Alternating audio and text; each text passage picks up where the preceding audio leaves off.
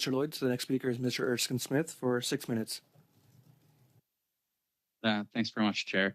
I just want to get back to the amount that you were compensated. You said you made $100,000 personal that you were able to take home with you, but what was the total amount before you paid out different contracts? 5,000 US. Sorry, I missed that. It was 200 and something thousand US? 275,000 US. Okay, and how many videos did you create for Tenet Media? It must have been upward of 80. I don't know. I couldn't tell you the exact number, but quite a few. I had three. Okay. Let me give you more specifics. I was contracted to do 3 videos a week and 2 mini documentaries a month. Okay, and you said they only have 300,000 subscribers. Is that right? Yeah, but what's more interesting to me is that it was only, I believe, a few months before the indictment dropped that they only had around 100,000 subscribers. And in fact, I had a documentary with the company that was at around 10,000 views for a long time. And mere days before the indictment dropped, it was at millions. So I think the numbers, and I know that there were ad campaigns done to promote the videos, but I think the numbers have been massively inflated by those who have an interest in exaggerating foreign interference. Well, but what was your idea of the business model here? Because I mean, they're paying you $275,000 US, and I know you're taking home 100,000 after that. But there are others with even more followers, and presumably going to get paid more as a result in their sort of stable of influencers. How are they making money off this in your view? Well, I mean, I was the top contributor, so I was getting some of the top view counts at the site. I was hustling very hard to make sure my videos did well, trying to grow the company. I did not know the salaries of my peers, so I was under the assumption that they were getting paid the same, if not less, because I was doing a large amount of videos.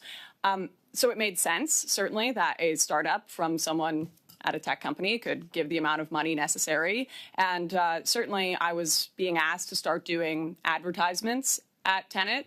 And I assumed, the startup money must be drying up and they need to integrate ads into this. It certainly made sense from all the information I was provided. And who was your main point of contact? Was it Lauren Chen was your main point of contact at Tenet?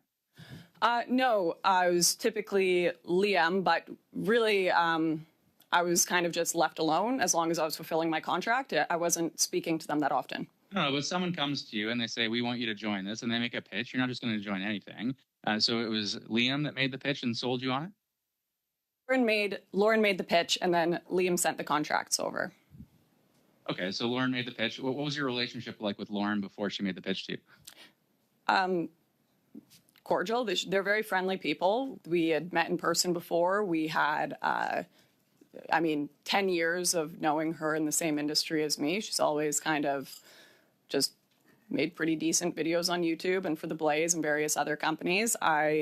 She's in your world. You've known her for 10 years. You've read the indictment, I assume.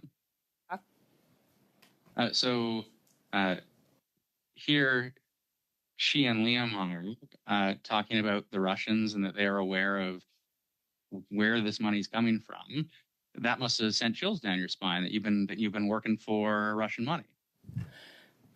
If I know anything about my time spent in media and people speculating both about the work I've done and personal life and all these things, it's that unless I was there, I don't know anything. I don't know what happened.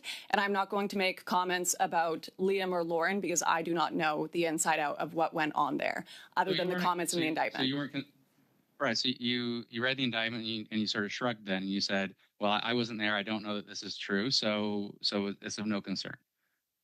I certainly didn't shrug. I'm not looking to work for I'm not looking to be an asset of any government, foreign or domestic for that matter.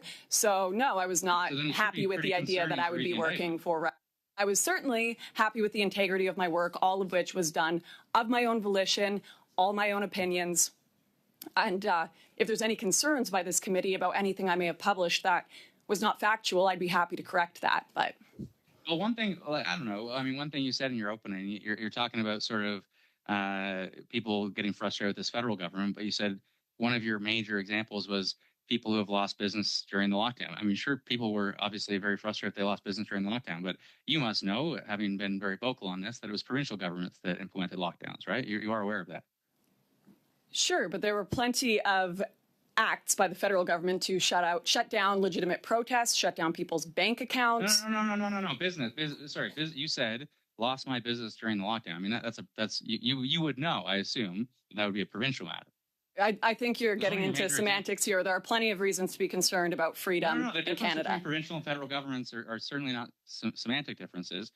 You also said, though, in your opening, your views are rapidly becoming the views of the majority of this nation. Do you think the Great Replacement theory is going to become the views of the majority of this nation anytime soon? Depends what you mean by the Great Replacement theory. What do you mean? Well, what do you mean by the Great? Well, that there's an active attempt to replace a white population with a non-white population. What do you mean by it? I think that there are a lot of people that have concerns about the impacts of mass immigration removing the culture in certain areas. I think you could ask people in Brampton or individuals in Surrey what they think about the language being spoke around them, whether it's a Canadian language whatsoever, whether they feel that their culture is being preserved. I don't think it's an insane concept. And in fact, I think many Liberals would agree that many cultures and peoples have been replaced before by mass immigration, our Indigenous population not least of all. You might think it's insane, though, to head over to Russia, speak with a neo-fascist Alexander Dugin, and then praise the guy to say sorry, Mr. Erskine-Smith. You might think that's a level of insanity. Mr. Erskine-Smith, sorry. No, the time is up. We're actually over a little bit. I get to answer the question. So hopefully another member, can give you time to answer the question, but we're actually already over the time. Point of order, Mr. Madam Chair. Point of order. I think it's fair to allow the witness to answer the question. So I'm going to move on to Madam Michaud, and then Mr. Johns. Point of order also. If you'd like, you can give her time to answer that question from your time. Point of order. Yeah, Mr. Shipley. We've been sitting in this committee for many months, many years now, and prior to you taking over that chair, that was always the policy. If there was a question asked that the witness did have a chance to answer, that was always the policy. So I actually tried to stop Mr. Erskine-Smith from asking the question. I spoke while he was speaking. Of some insane things, and I think. So again, if members feel differently, then they can give the witness time to answer from their own time. Madame Michaud, pour 6 minutes. Merci.